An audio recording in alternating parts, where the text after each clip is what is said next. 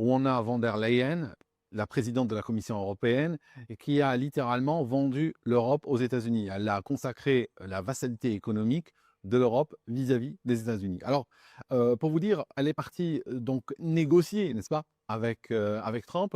Et puis, initialement, elle disait, nous, ce qu'on veut, c'est du 0-0. Ça signifie zéro taxe de la part de l'Union européenne, de taxe douanière pour les produits américains. Et puis, réciproquement, on peut vendre aux États-Unis sans barrière douanière. Quand elle est arrivée pour discuter, il lui a dit non, moi, je ne viens pas pour ça. Vous n'avez pas compris. Pour Trump, il veut il veut non seulement, le beurre, l'argent du beurre et la main de la fermière. Donc qu'est-ce qu'il a fait? Dans sa vision, c'est simple. Les Américains auront 0 pour vendre leurs produits et leurs services en Europe. 0. Les Européens, eux, paieront 15. Et il a dit: «Si vous refusez, eh bien, ça sera 30 au 1er août». C'est même pas de la négociation, c'est: «Je t'impose ma volonté et tu te couches». En plus de cela, c'est pas tout, c'est pas tout.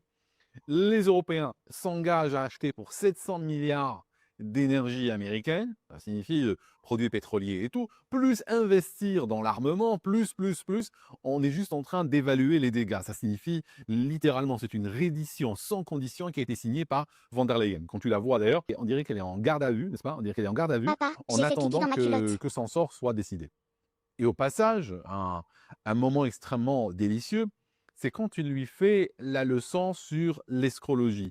Il lui parle d'éoliennes. Il lui dit aux États-Unis, il n'y aura plus d'éoliennes parce qu'elles ont tout dégradé. Elles ont dégradé nos paysages, elles ont dégradé, même sur le plan écologique. Elles coûtent très cher écologiquement parlant. On ne sait pas quoi en faire au bout de 8 ans, au bout de quelques années, parce qu'il faut savoir que souvent elles sont garanties 10, 15, 20 ans, mais en fait, des fois bien avant, elles tombent en ruine. Ben, la Chine, il dit la majorité des éoliennes vient de Chine.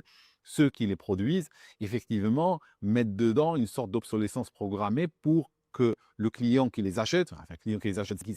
C'est l'Européen, c'est l'abruti, n'est-ce pas? Donc, il les achète, il les installe, et déjà, on est en train de parler des prochains contrats. Le problème, c'est que c'est une énergie qui est très coûteuse, hein, qui exige des subventions.